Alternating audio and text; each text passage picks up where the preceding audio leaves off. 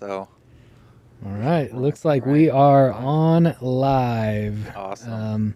Welcome, Miles. Can you see us in there? Yep. Okay, we're good. Welcome, Miles. How are you, man? I'm doing good, Scott. How are you? I'm doing well also. This is a really fun one for me because a lot of the people we've had on, I've had to get to know. I've been around Miles for a few months now and know a little bit about you, but I'm excited to get to know you more, hear about your life.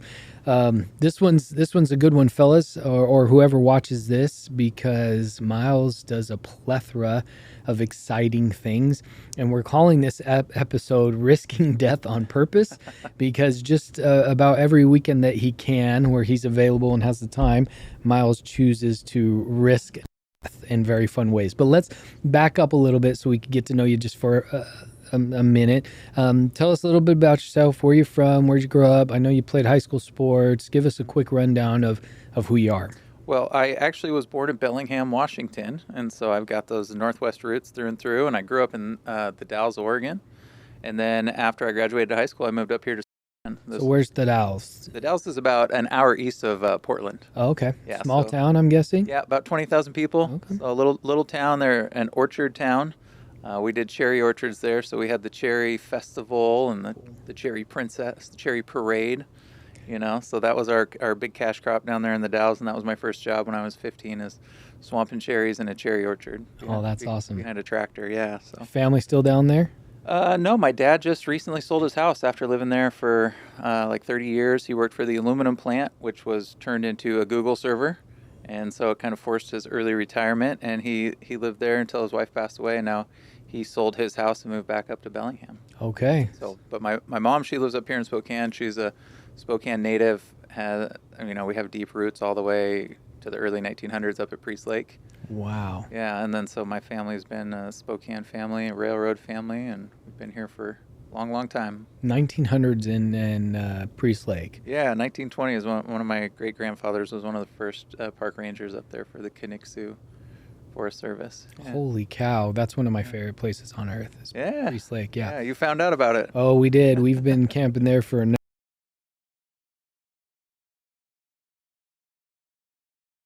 couple years. We used to go up there and completely unplug and always run into a bear or two and all sorts of cool stuff. It's a magical place. Yeah, it's changed a lot over the years. I got a lot of good early childhood memories growing up in the Dalles. The two places we would visit was Priest Lake or Bellingham. So my dad's side of the family or my mom's side of the family. So yeah, I always tell people, like, I lived in this triangle in the Pacific Northwest where, I come by it honestly that I do these outdoor things and art and all this stuff. It was just part of growing up in the Northwest. Yeah, there's a big influence on this. Yeah. So high school and then what happened out? Tell us about a little bit about your life after high school. I moved up to Spokane to go to Spokane Falls to get a degree in fine arts, and then I, studied ceramics there under Martis Neno, and that's kind of where I started to accelerate my ceramics career a little bit. And then after that, I started working in retail management, and I got a job as a manager at Champ Sports in Spokane Valley Mall back in 2001. Nice, a good old mall job, right? Yep. That everybody needs to have. Yeah, no, worked at the mall. I was a manager there for a while. That's where I met my wife. I was married for 6 years in my early 20s, and I have a son with her.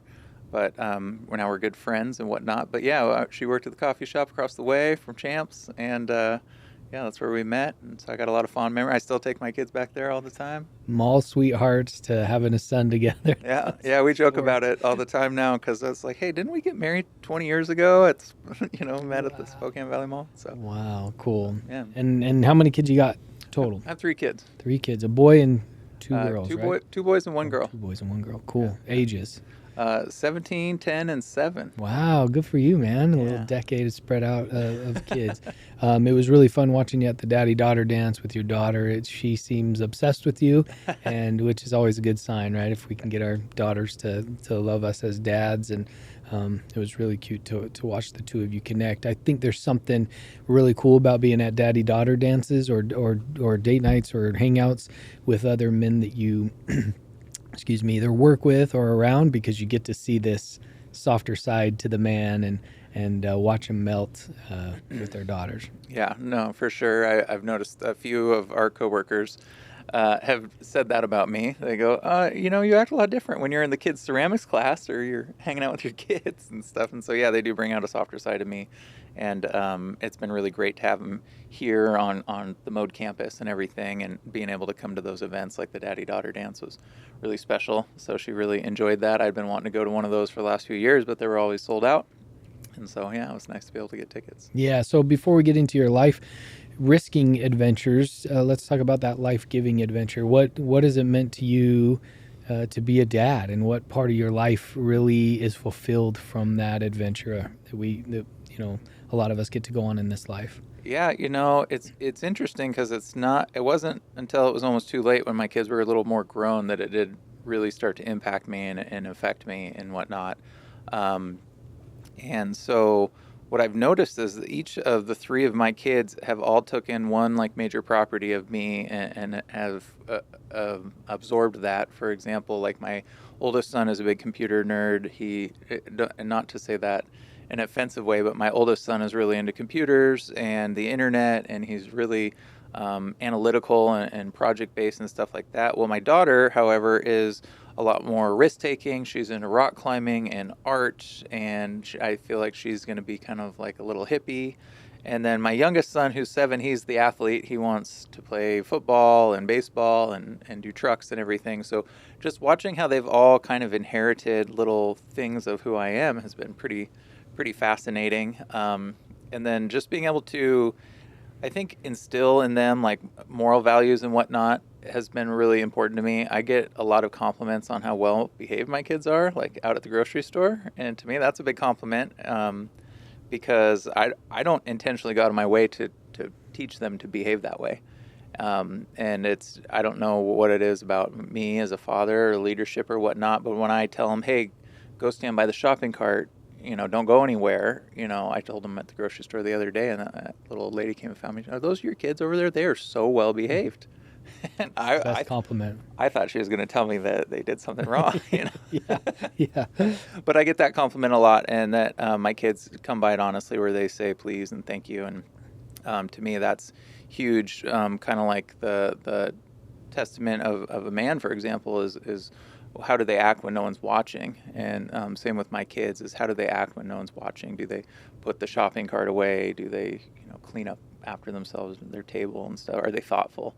And I think nowadays that's kind of missing in a lot of young kids and family and leadership and stuff is are they thoughtful enough? Are they aware? Are they present? If we were going into an apocalyptic scenario, would they know what to do at all? yeah, yeah. So is that something you have tricks and tools that you do to teach it, or do they come a little more naturally by following example, or what have you noticed in your parenting that's helped with that? I don't know. I'm not really sure. Like I said, I don't consciously go out of my way to do it. I think I learn a lot from other people of what not to do. I've got 20 years of retail leadership, so I've done a lot of self-learning on how to talk to people and how to treat people. But I also pick up tips and tricks from other parents on how to like speak to your kids in a gentle manner and how to have like effective conversations with them rather than yelling at them or snapping at them, things like that. And so it's nice when I can tell my kids, hey, let's get in the car, and I don't have to worry about them. I almost look at it sometimes like a video game where I have these like familiars that follow me around. And when I'm in the grocery store, I don't tell them that we're leaving. I just, through action, start moving that way, and they can tell through my body language, like, oh, Dad's serious. Like, we're leaving the grocery store now. Mm-hmm. Yeah. And so it's been really fun to just kind of see them pick up those innate abilities. And but yeah, I didn't do anything, particular. I'm very blessed. Their mother is incredible. So they spend a lot of time. It's a tribal effort. Everyone who's involved in their lives are so amazing. They go to an amazing school and school district and whatnot. And so, I can't take really hardly any of that credit. But I definitely, as a father figure, I am the enforcer. And Yeah. so, I do get reached out to, hey, can you talk to him about this specific thing?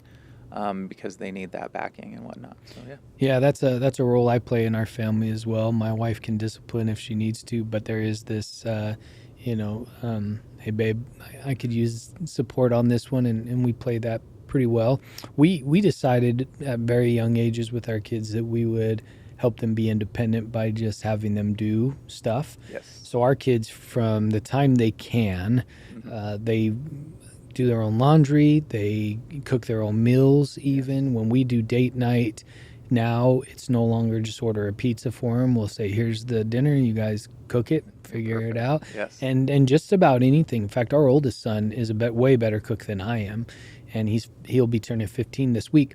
And so, when one of the things we've learned is you have to start at a young age. So not everyone can go backwards and redo this, but we've learned when you give them a lot of responsibility, you give them the chores, you have them do things on their own, that they it actually helps mold them as people in general. Yeah. They become a little more grateful, a little more understanding, a little less combatant. They're still kids, so they're still learning, and they still make bad decisions and things like we all do. But it is pretty powerful to watch them be kind of independent. And one of my favorite memories that I'll always have is my daughter getting the chair to put up next to the washing machine so she could slide her whole body in and pull the clothes out. You know what I mean?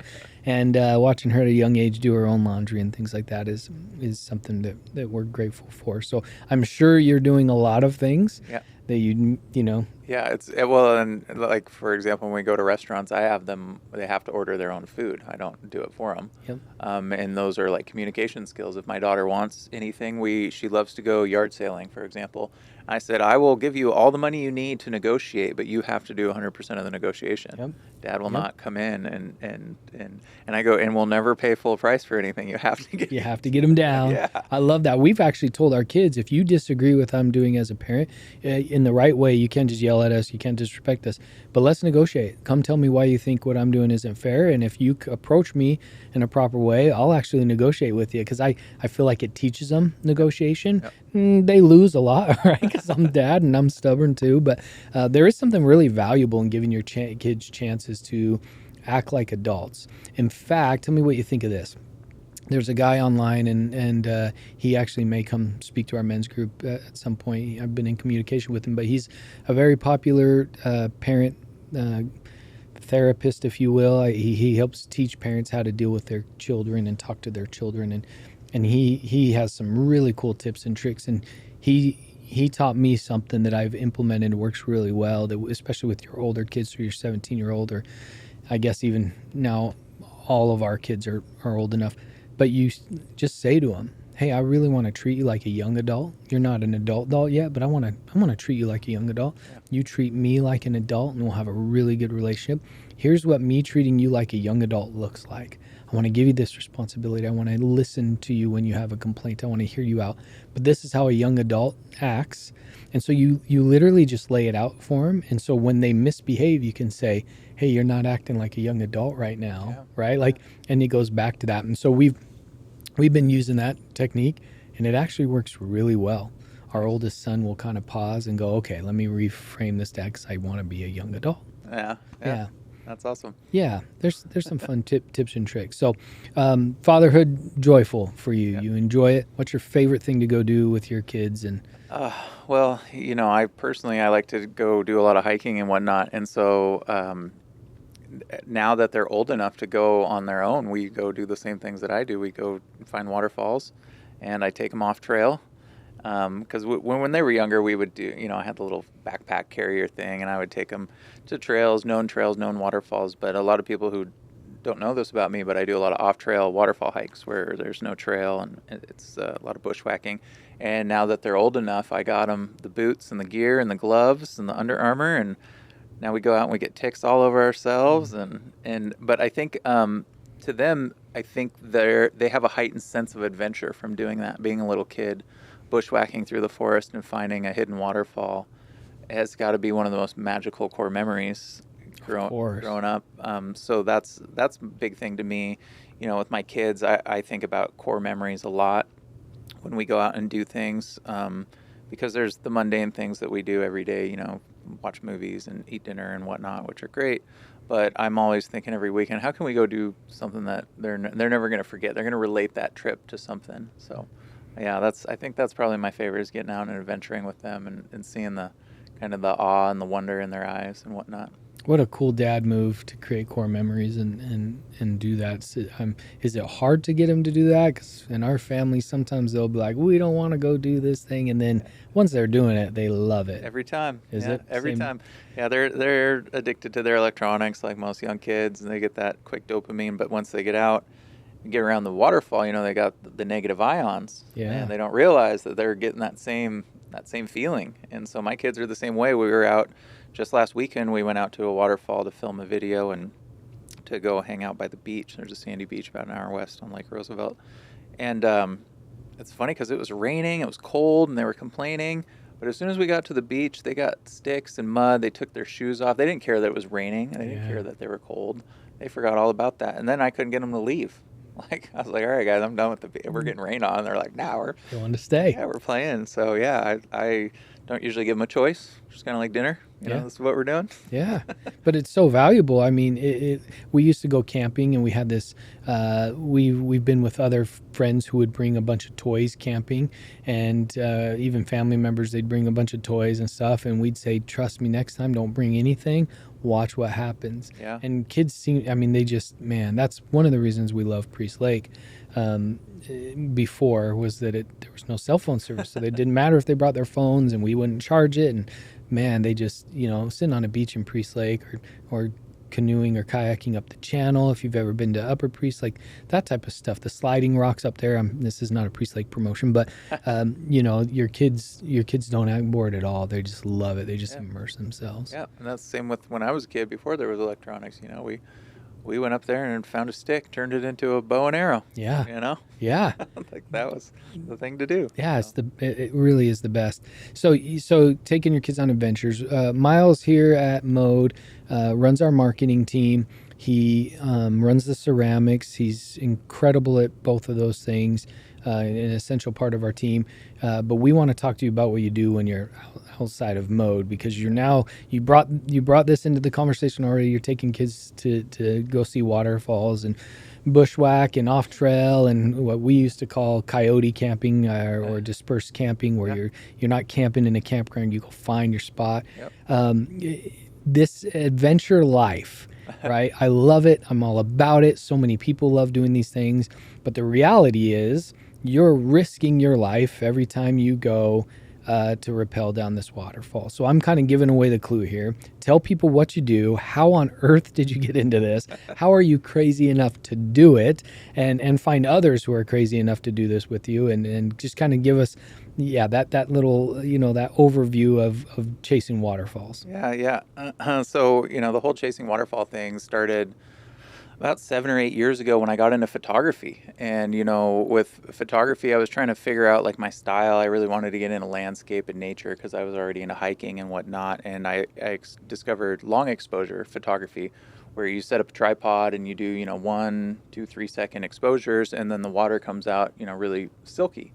And I had gone out on eBay and I had purchased a $3,000 camera on credit. And I thought, oh man, now that I got a full frame, I got the top cam, I got all 42 megapixels.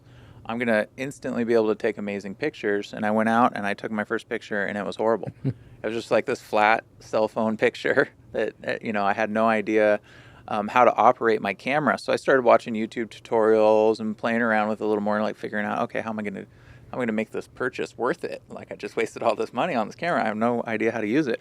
And I went down to a little waterfall here in Spokane called Mystic Falls, and I set my tripod up on the ledge, and I took a 1 second exposure, and the waterfall was this perfect, smooth, silky, and I was mind blown. Right there, that first photo, right then and there, I was hooked, because it made me look like I was better than I actually was at photography. It made me look like I actually knew what I was doing. And this was before the iPhone 10 came out, before there was long exposure and live photos. And phones have gotten so much better now that you can do long exposure on phones. But back then you had to have the camera, the tripod, the whole thing. And I was aspiring. I saw these people on Instagram doing all these really neat outdoor adventures. And I really wanted to go be part of that, and had the FOMO and everything. So now I got this camera. The very next day after that, I think I left work early and went down to Palouse Falls and started photographing the biggest waterfall I could find, the biggest waterfall in Washington State. And again, like I took decent photos. I leaned heavily into the long exposure and whatnot. And from there, I just became really addicted with photographing and finding these waterfalls. And so over the next 3, 4 years, I ended up finding over 300 different waterfalls. Wow. Yeah, so during COVID, I had lots of time to work remotely on a computer, so I spent a lot of time on Google Earth and Google Maps, perusing all the creeks and seeing if I could figure out where there's new waterfalls at. And we're really lucky up here in Idaho and western Montana. There's a lot of undocumented areas that are just so remote or have such low population centers that no one has gone out really to explore these valleys or these canyons other than maybe some hunters, a handful of hunters over the last 100 years. And so me and my friends, we started, exchanging data as like where we think these waterfalls might be.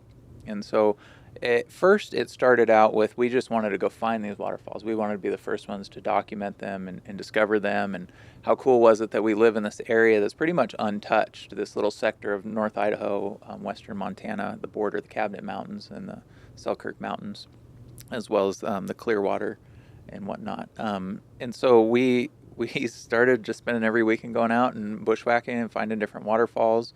To me, it became a form of therapy almost, because I enjoyed the 2, 3 hour drive to clear my head.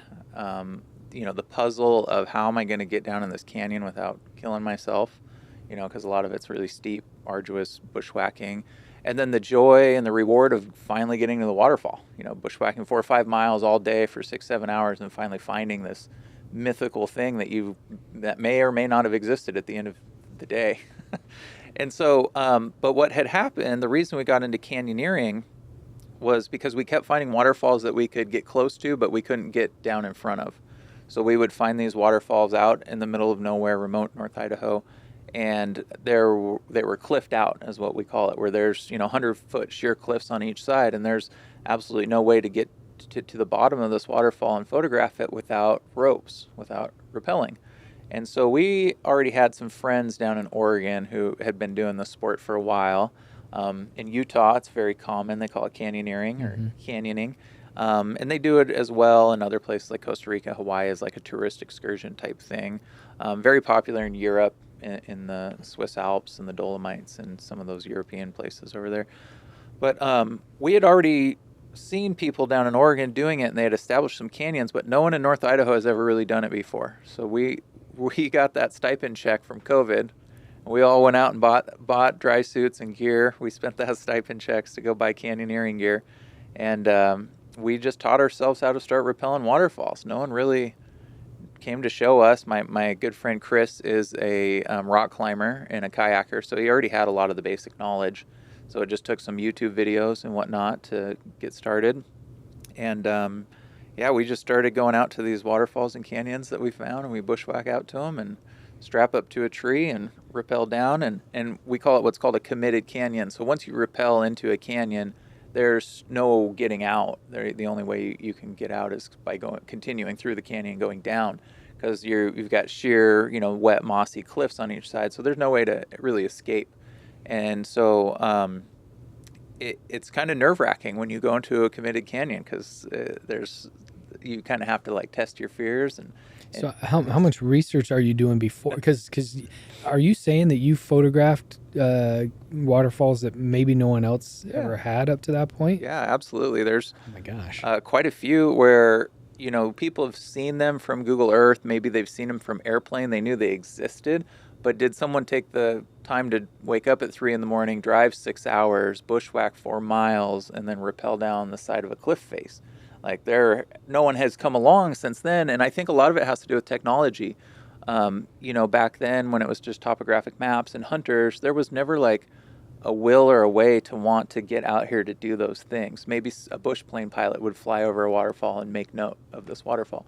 But now we have the technology to use things like LiDAR and Google Earth and narrow it down where we can drive and get close enough to fly our drone 2 miles out over the canyon, and we'll identify the best way to get into the canyon. We'll identify what goalie should we take for the approach to even get near the canyon. So I think having all these tools and all this technology has kind of opened that door where 10 years ago, 20 years ago, we would just be shooting in the dark. Right. And we would waste all of our energy just bushwhacking around in the woods. We would never even find the waterfall. So just for fun to walk through this, this is what I'm hearing. You get on a computer, you use some of the modern technology, Google Earth, all that. You identify where you think a waterfall probably is, Yep. based on images and based on flow of the water and Yep. all that. Then you drive out there for hours Yeah. and get to this, the closest road, the Yep. closest pull Yep. out, and then you pull out a drone. And you and your buddies fly the drone, hour long, 30-minute long kind of plan session, Yep. and Yep. then you just go. Yep, that's usually the plan. And then once we get to the waterfall, we will usually down climb or climb around the waterfall and like look over the cliffs to kind of determine one, is it safe? Like, Yeah. do we need to pull the plug on this? Like, are we going to jump in this thing? And How then not be often able does that happen? That's only happened once or twice, and it's usually because we underestimated the flow of the water. Okay. It's in the springtime. The water can get really high, to the point where a canyon that we ran last August would be a trickle, and now it's like a death-defying churning. And you're worried if you rappel down, you'll get stuck in the water, can't get out. And Yeah, they drive call them away. hydraulics, similar to a lot of wave pools in the ocean. You have all this foam and this oxygenated water turning, so you're very light, and you sink right to the bottom of these churning pools. And so they call them traps and whatnot. And you got to be careful. Sometimes there's underhangs, there's currents, different things you can't see. And I've had friends almost lose their life down in Oregon, where they're amazing athletes, amazing canyoneers, but they underestimated the power of that churning water, and they just weren't able to swim out of it, and they had to have someone rescue them and pull them out of those. They call them potholes and whatnot. So yeah, we've bailed a few times. We've had situations where people have had to bail halfway through the run and find a way to scurry up and out of the canyon somehow, and hike out on their own. For personal reasons or health reasons or different reasons. We've had people have their shoulder go pop out of place halfway through a canyon, and we have to find a way to get them out of there.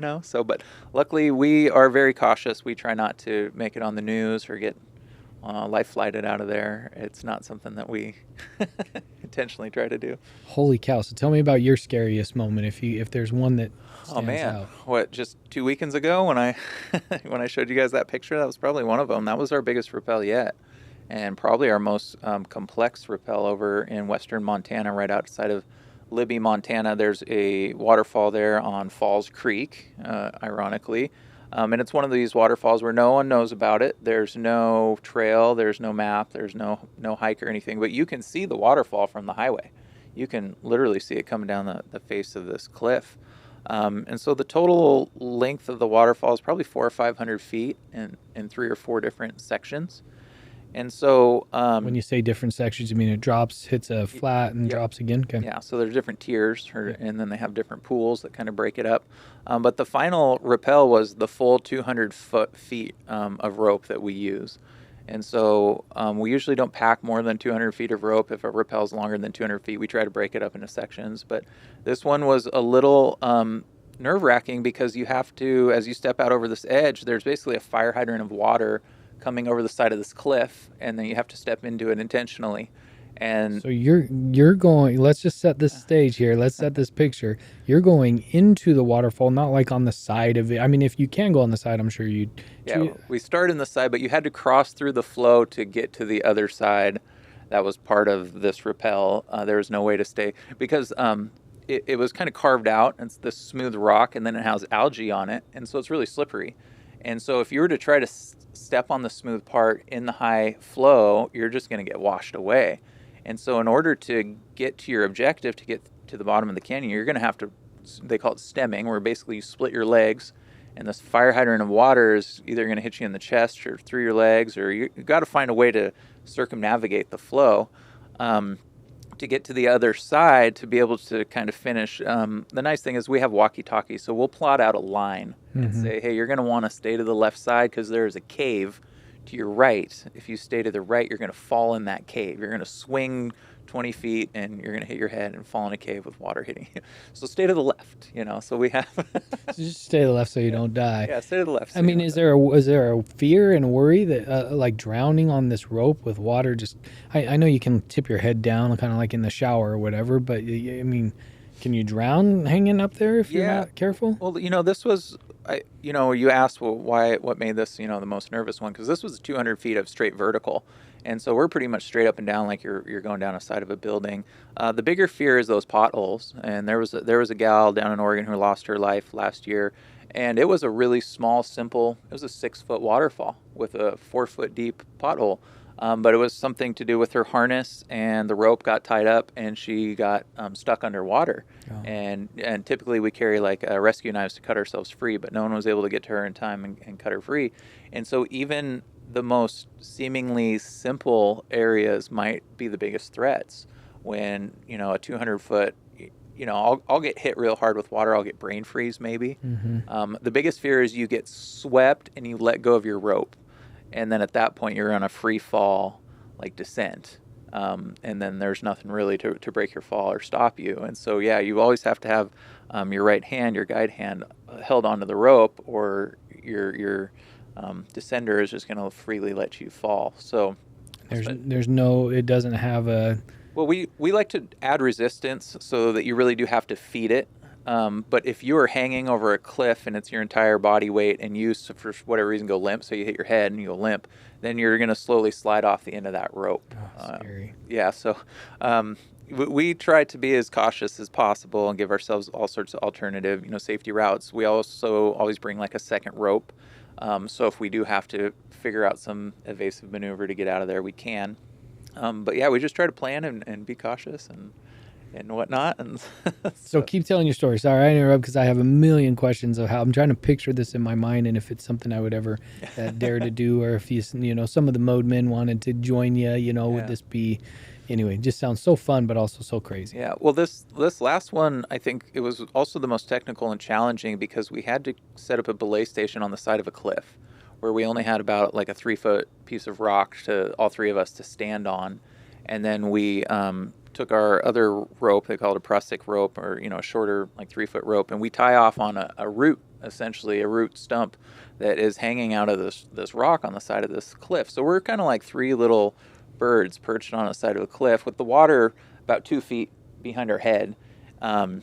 And so just to talk to each other, the water's so loud we have to kind of yell at each other on the side of this cliff. We're all clipped in as we're building anchors and getting ready to throw the next portion of rope down. So and it's freezing cold water, by the way. Everyone it's needs to know cold that. water, but we've got dry suits and it was sunny out. So as long as you're not in the flow, the brain freeze really does. It actually, if you've ever had brain freeze so bad, it ruins the dexterity in your fingers. And so there's that whole holding onto the rope part is kind of important. I spearfish a lot. And I don't know if I've told you about this, Yes. and I've spearfished quite a bit in frozen lake. Like part of it's frozen, but open pockets and stuff. And it can be really, really bad. Yeah. Yeah. Well, and you have to have this high level of focus to work your descender and work your fingers and whatnot. And so if you get hit with that brain freeze, just this last trip, our friend Todd had stepped into the flow. He got swept, and he was underneath the flow for a few seconds. I was worried about him because he was on his own. There's no one going to come save you. You're up above or down below watching him? I'm up above. Chris is down below watching him, and he's 100 feet in between the both of us, halfway down the rappel. And Todd got swept, and he was getting pounded with water. Like I said, it's like a fire hydrant. There's a lot of water coming down on him. And sure enough, he stood up out of it, and then he just had to go off to the side, and then he tied off his rope and then just stood there for a minute. And when I talked to him about it afterwards, he goes, I had brain freeze so bad that I couldn't figure out, I barely even could tell where I was.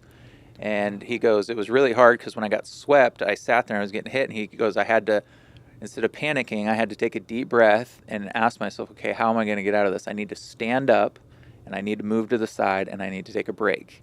And that right there just takes so much fortitude. I mean, Todd is an insurance salesman. He doesn't do this. This is his thing, yeah.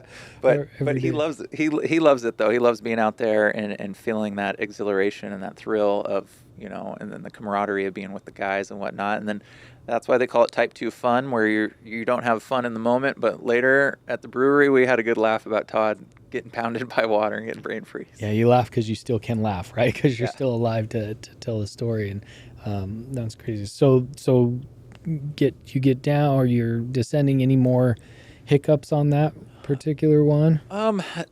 Actually, this one was kind of funny, especially because I forgot to use the walkie-talkie and I panicked a little bit. But I got to the very bottom of the 200-foot rappel, and I only had about 5 feet to go before I hit the splash pool at the bottom.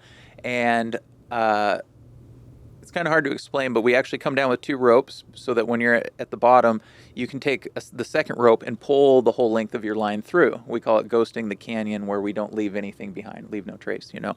And so as I'm getting down to the last 5 feet, the tag line starts to pull me back up. And I actually got flipped upside down where my foot was up in the air. Okay. And I was like hung upside down, and I didn't know that if I were to release my rope, would our tagline bag shoot back up the waterfall, meaning we wouldn't be able to retrieve the rope. And so I started yelling at my buddy from across the canyon. I'm in the water. He can't hear me. You know, I forgot I have a walkie-talkie right here. I could have calmly asked And him. you're upside down. Yeah, I'm upside down, and Todd's relaying to Chris. Chris is flying a drone. He's like, let me land the drone as I'm like tethered upside down. And my biggest thing is I just didn't want to make the mistake of letting the rope go. And then our retrieval bag and our tagline rope is now 20 feet above us. And we got to figure out how to like get up there and pull it down. And he just goes, he's like, you're fine, dude. As soon as I unhooked myself, the bag came down. Everything came down. But it was kind of a scary moment there for a minute. Because that, even though we were done with the canyon, we would have had this rope stuck up there somehow. We would have had to figure out a way to go back a different day. And did you like drop and splash into the water, you're saying, or you just came down the rope? Yeah, I just slowly came back down the rope. But yeah, it was interesting being hung up and whatnot. I hadn't had that experience before.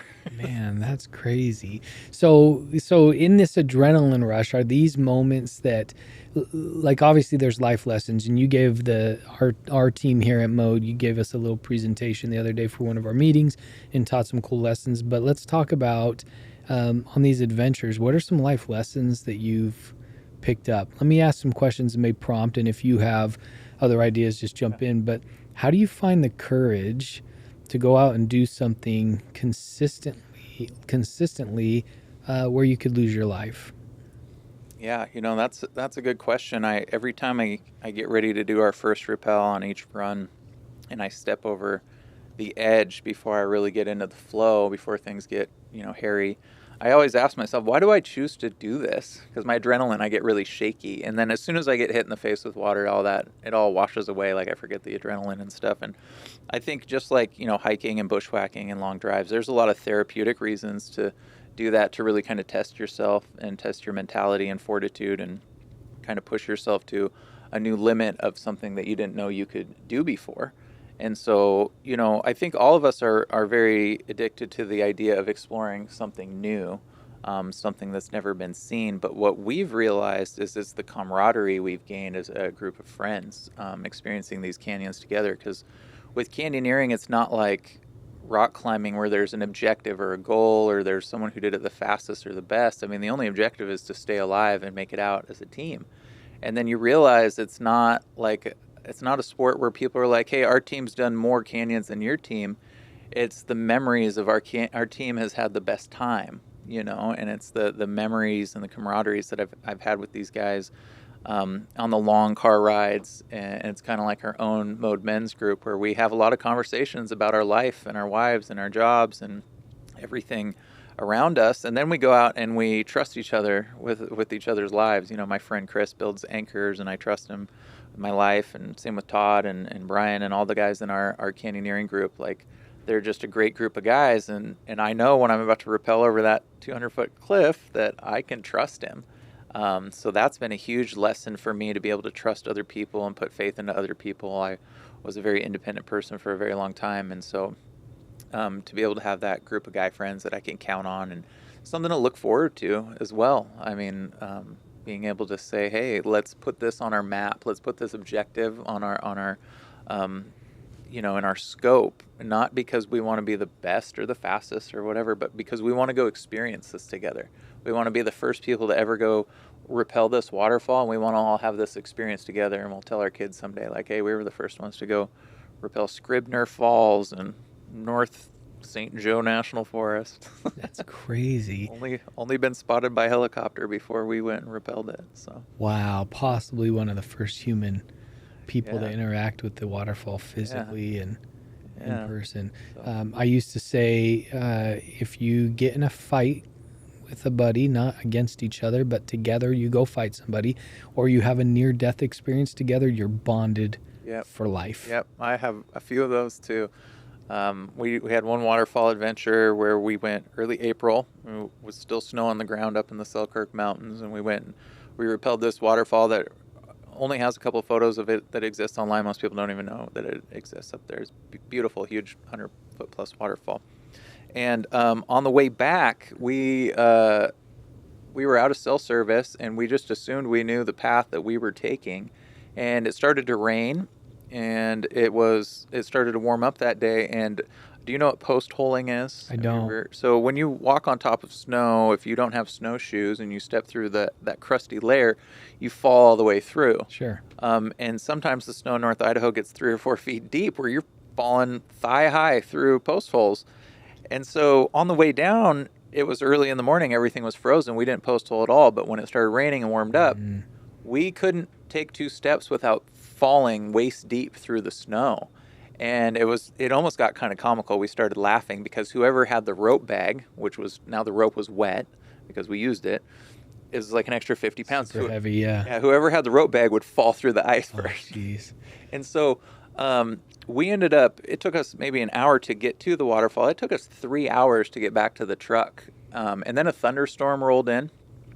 And then we kept checking our GPS, but because we were out of service, it wasn't quite accurate, the cache on the location positioning. We overshot the road we needed to be on. We overhiked by like a half a mile in this post hole snow, almost getting hit by lightning.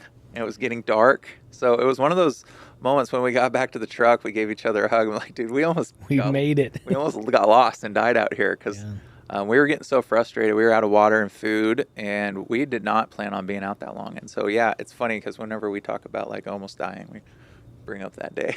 And there's this bonding that happens that we survived together. We had one with my in-laws. We were chasing not a waterfall. There are waterfalls there, but this was some hot springs in Utah, Spanish Fork Canyon, and this was in the winter. And my in-laws were like, "Oh yeah, it's not too far of a hike and whatever," but the gate to the road, was closed, and so their memories were not very good at the moment. I mean, I think my wife and I had been married a few months, so I'm like brand new son-in-law, and we decide there to do this, and it's like 8 o'clock and 7 o'clock at night when we start hiking. And they made it sound like it'd be 30 minutes. We'll be in these hot springs. We'll come right back. It was 7 miles. And we kept going. And I can't remember if it was 7 miles total or 7 miles in, but we kept going. It was dark, but we were talking and having fun, and we were post-holing a lot as we walked through the snow. And we get to these hot springs, and we jump in, and our phones start ringing from all the family members who can't find us because we've been out hours now. We're gone time, it's like 11 at night, and we didn't think about this, and we have headlamps and there's one headlamp. My mother-in-law was wearing the headlamp, and anyway, we jump in these hot springs, and as our phones kind of start ringing, but we don't really have good service, so we can't call back. We just notice that people are trying to reach out to us, so we're like, oh my gosh, it's late, we better get back. And it starts snowing really hard, and we walk, and it's 1 o'clock, 2 o'clock a.m. and we all start to kind of freak out a little bit. Yeah. My father-in-law, who's a all-world athlete, he runs triathlons. My mother-in-law is like 40th in the world in Ironman in her age group, so they're incredibly fit and wonderful and amazing. But he just was emotionally drained, and all of a sudden we've been walking for hours and hours, post-holing as you talk about, just sinking in the snow. And my father-in-law is like, I can't go, I'm gonna lay down. And I was like, what do you mean you're gonna lay down? Like, it's 2 a.m. We have no options to just lay down. And he lays down, and my wife's like, I'm a little tired. She lays down, and their dog was with us, and I made the joke like, hey guys, we're gonna have to eat the dog, and they did not think that was funny. Like, they were like, yeah, just because the tensions were high or whatever. It's one of my favorite moments with them is as they were laying down, my mother-in-law's like, get up, and I'm like, you guys, we gotta go. We're trying to talk them into My father-in-law pulls out his keys just to kind of fiddle with something, and he hits the lock button, and The like cars. 20 feet in front of us, the lights turn on, and it's like bloop, bloop, and there was our vehicle right there. We were gonna Wow. die 20 feet from the car, but the fact that we have that experience, like I almost feel bad for my wife's siblings who didn't get to do that with us, even Yeah. though it was scary and it was all night and it was exhausting and we thought we might die at one point. The fact that we share that, Yep. it's this incredibly bonding experience. Yep. Absolutely. Yeah, that's one of my favorite things. Is I look back on a lot of those memories and whatnot with the guys and all the risks that we take together. And yeah, it's nice to be able to have those memories. And So you've got some great life lessons. You talked about, the trusting others, having courage. I've had so many moments. I've run in a few triathlons, and every time I'm standing at the starting line, I get that I don't know why my voice keeps going out. I'm like losing my voice. So forgive me. I've had a similar experience to what you described, where you're up there and you're like, why am I doing this? Why yeah, why did I choose, for me and at a triathlon, why did I choose to swim this far and this fast and with a bunch of people who are going to hit and kick and accidentally hurt me? Like, why am I doing this?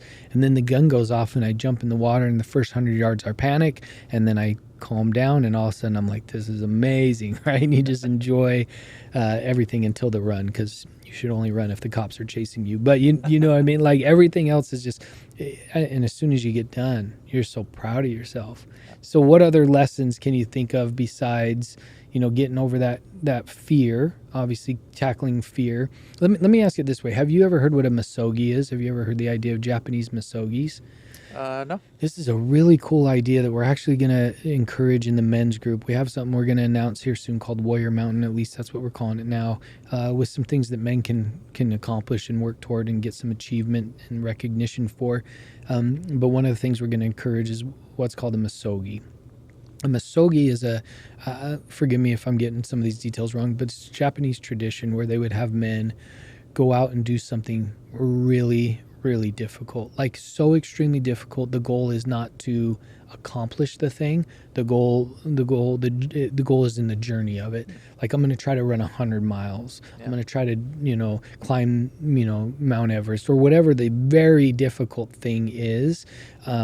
It's the journey, whether you accomplish it or not. You try these misogis, and now it's come over to Western culture where people are, suggesting do one a year or do two a year. Okay. Yeah. These kind of misogis. A misogi could for sure be to gain the skills, work really hard to rappel down these waterfalls. But the life lesson isn't in the fact whether you get to the bottom of the waterfall or not. It's that you prepared yourself to do something so difficult. Yeah. Have you ever felt like these were misogis for you? These were just, Uh, there's been a few trips where I have to plan the entire trip around a single waterfall and whatnot. But I've never really looked at it as like a difficult adventure, because it's always been something so fun to me. So it's not arduous. There's definitely a few specific bushwhacks that I have in my head where I was like, okay, this is going to take the whole day and whatnot. It was a lot of mileage, and it was hard, and I did it. But and you don't consider that arduous? A full yeah, day of bushwhacking? yeah, 5 miles each way. Jeez. Yeah, I ran into a fisherman though, and became good friends with him. He's a musician, so maybe that's the lesson to be learned. Is even though I found the waterfall and whatnot, meeting this guy Bill Bosley, still know this guy to this That's day. This cool. was like 4 or 5 years ago, but I was probably about 3 or 4 miles up this creek, rock hopping along some logs and rocks and stuff. And I scared the living daylights out of this guy. And he goes, you know what? I fish this same weekend every year up here. This is my life tradition. I've done it for 20 years. You're the first person I've ever seen. He goes, no Wow. one ever comes up here. This is why I come up here. Is that I see a black bear every year, but never a human. Wow. And me and him hiked all the way up to the confluence and traded stories. And then on the way back, I ran into him again. He let me borrow his water filter, thankfully. I was so dehydrated. I was so out of water, so he let me borrow his water filter. But yeah, then we became Facebook friends and friends to this day. But who would have thought I ran into a guy that far out in the middle of the remote woods and whatnot, and got to make a new friend from it. But back to Misogi. Yeah. When I think about, stuff like that, like challenging stuff, like right now, for example, I've got a new project going on that is waterfall related. That's going to be kind of a big lift for me, where I've signed a book deal to co-author a book. And, I'm not much of a writer. It's not what I come by naturally and whatnot, but it is going to be a big project for me because now we're separating the fun part from like the work part. Yeah. And, there's really not, it's not like a lucrative adventure for me, but it's more of a kind of a feather in my cap that this is something that, if you think about, have you ever heard of Ikigai, Uh-uh. for example? So Ikigai is the combination of four things of like what you love, what you're passionate about, what you can make money from, and what That's right. would make the world a better place. And so, ceramics is one of my ikigais, for example. But then, how do I do that with waterfalls? How do I make money from waterfalls or canyoneering? And so, when I was presented with the opportunity to co-author this popular trail book, it wasn't about the money, but it's about my purpose and my ikigai, and training other people or teaching other people how to go find these waterfalls so that maybe they can have the same experiences or journeys or path, same lessons and whatnot. And I'm hoping that this initial book deal will lead on to other book deals, because I really want to do more of like self-help type books about like mental health and things like that, and how there's this weird phenomenon where middle-aged men get addicted to finding waterfalls. Um, it's actually really funny because all of the top waterfall hunters, there's a community of us, all the top waterfall hunters in the country are, fit the same mold. And I want to kind of sit down with them and ask them all the same questions, like, so were you ever diagnosed with this, or Oh, were you ever, did you ever have this issue in your past? Like, why is it, are you addicted to finding waterfalls as a so 45-year-old man? interesting. Because you think of waterfalls, you think of women who want to go to the blue water and do bikini photos, selfies, and Instagram. But when you talk about the hardcore waterfall hunters, the top 10 in the country, Yeah. they're all the same, like 40 to 50-year-old males. Yes, That, interesting. what was it about their childhood or their past that made them fall in love? And it's funny because it's not even like a competitive thing. We're all friendly about it. And so it's not a matter of like who's going to find the most or anything. It's all very independent. A lot of these guys go out and they do it on their own as like a self-fulfilling ritual of I have to go document these 3,000 waterfalls in Washington. So I got to ask some questions here. Yeah. Have you seen either the documentary or the movie about the soccer team from Thailand that gets stuck in the cave? Yeah. You know how those 4 or 5 men are the best cave divers in the world, and they talk about in the documentary that when they are interviewed, they talk about the reason they got into that was because they were bullied as kids, and this cave diving became their escape. Like they got to go to a whole new world that no one really went there with them, right? There was Yeah. very few, select few, and they kind of almost trauma bonded of their childhoods and Yeah. became experts at this. My Yeah. favorite part of that whole story is that these men, in a weird way, these children are so fortunate that they had those life experiences that led them to this, because that's the only way those kids were able to be saved. And Yeah. we don't want anybody being bullied or anything. That's not what I'm saying, of course. But the fact that their life experiences led these middle-aged men to do a certain thing that's way out of the norm Yeah. of, Yeah. normal behavior or hobbies, led to this heroic, amazing kind of thing. Yeah. Do you have any guesses? Do you have any suspicions of what kinds of, you know, childhood experiences would lead to chasing? First of all, does TLC Don't Go Chasing Waterfalls play every time you guys are in the car? No, no, that's It's blasphemy. not allowed. Okay, it's not allowed. Do you have any guesses of what may be Um, bringing that type of personality into chasing waterfalls? yeah, I don't want to pretend like I'm a psychiatrist or anything. I have my own personal issues where I've, struggled with mental, health in the past and whatnot. And when I discovered finding waterfalls, there was this huge therapeutic, escapism is really what it is escapism. And for a while there, I thought that was a good thing. And then I looked back and I was like, well, maybe escapism was a bad thing. Maybe I was trying to escape something that I needed to face. And so that's what I want the book, and I would love to do a documentary, is to sit down all these famous waterfall hunters and have them think we're going to talk about waterfalls, but we're actually going to talk about your past and your That's a mental health. great idea. And what was it? And from a physiological standpoint, I think that it has to do with dopamine and dopamine addiction, Hmm. serotonin and different chemical reactions in the brain. A lot of people don't realize when you're around a waterfall, the mist, the spray actually holds negative ions. And so a lot like when people go to the vacation and the beach, they go, oh, I just love Hawaii. It's so energizing. It's so refreshing. And it's like, well, it's probably the first time your feet have come in contact with the earth in months, because all you do is go from rubber shoes to cement ground, back to rubber shoes. Most people never get grounded in their Hmm. life. And so when you talk about charging and ions and earthing and these different properties, people fall in love with these waterfalls because not only is it's a great hiking objective, there's a goal at the end of this hike, a stopping point to turn around, but when you get to your objective, you're flooded with these ions and you're flooded with this scenery, this beautiful thing that you know that is aesthetically pleasing. It's kind of curious, like, why do humans love waterfalls? It's just literally water running down the side of a hill. Why has it been a spiritual place for tribes and religions for hundreds, thousands of years? But I think it's because there's this physiological unspoken thing that happens at waterfalls that people don't talk about, or don't know about. And so yeah, that's why I've always wanted to write a book called Chasing Waterfalls, but then the subtitle is a dopamine story, and it's all about, like, what is the physiological and what is the psychological of why we do this. Why do we canyoneer? Why does a school teacher in Burlington, Washington, spend his weekends bushwhacking off trail, and he doesn't even care about notoriety or Facebook? He doesn't even do. He's got like 400 Instagram followers, and he is the best waterfall finder. He runs this little website called Aaron's Waterfall World, where he just kind of document, and it's all just for fun. There's no like underlying motive or objective other than this guy is just like really addicted to what he enjoys to do. So It's really interesting. You could be the best in the world at something and nobody knows it, right? To yeah, to think of the odds that you're the best in the world at something is just, right, one in however many billion, and not something that the world recognizes as freely. I'd be really interested in hearing this because I definitely think that I spearfish and dive to escape. I mm-hmm. don't know if it's always to escape a problem or a hardship.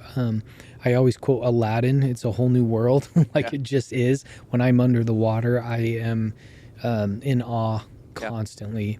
I I think that a lot of waterfall hunters have that same thing. Like for me, I love waterfall hunting in eastern, northeastern Washington because you'll be bushwhacking through the forest and it will be that typical dry, brushy, a lot of pine needles, pine cones. It's not that lush, cascade forest, that temperate forest we're used to seeing around waterfalls. But when you drop down into these canyons, the entire climate changes because of all the moisture and the mist from the waterfall.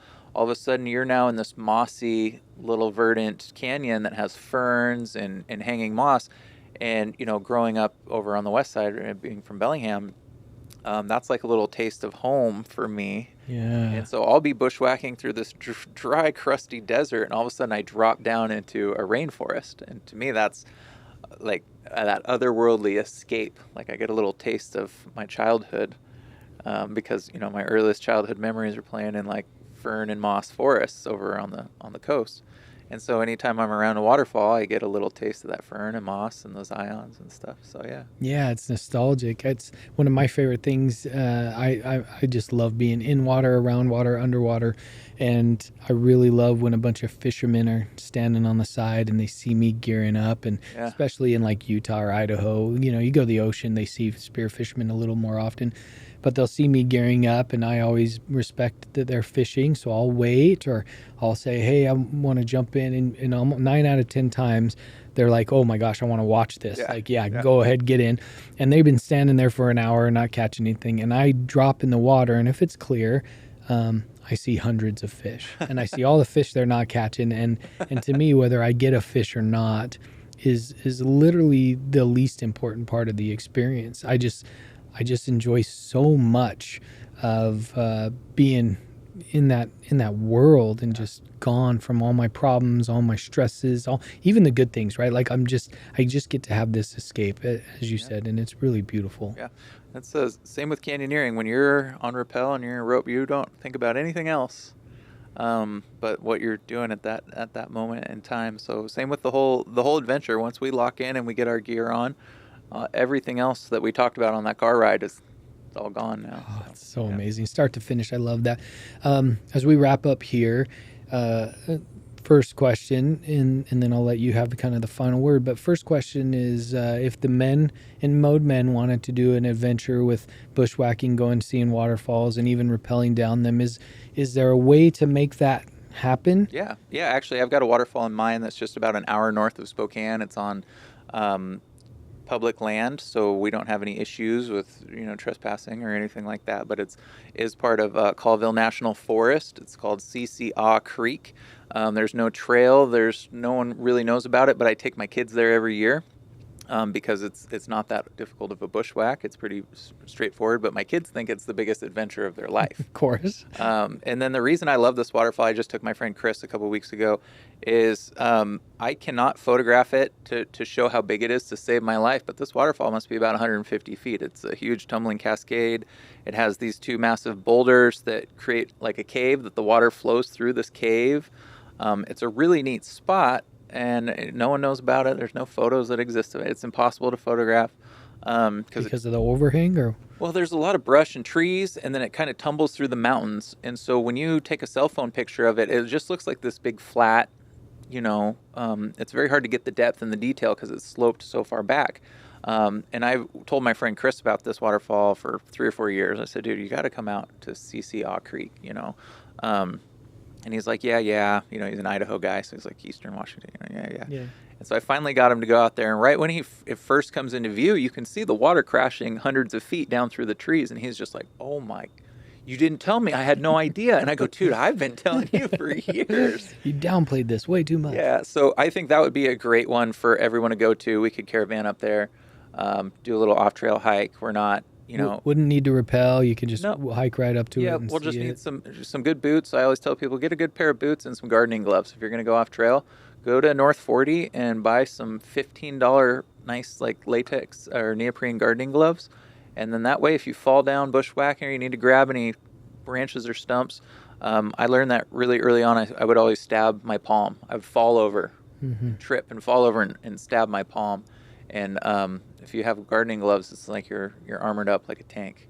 Will there still be enough water flow in the summer if Yeah. we want to go out? Yeah, that waterfall runs year round, so Sweet. it's most impressive right now or in the spring. But yeah, that's a good one. I've got a couple more up in that area. They're only about an hour away. That they're on public land. But yeah, let's go do some off trail stuff I rather love than it. We'll have you guide us. That sounds really cool. Yeah. Well, Miles, is the final word. What would you want to say to our men's group or those listening, as far as either something you've learned or a life lesson, or something about courage or whatever? You get the final word. Oh man, I guess the final word would be, don't underestimate the power of getting out and exploring and adventuring and discovering new things.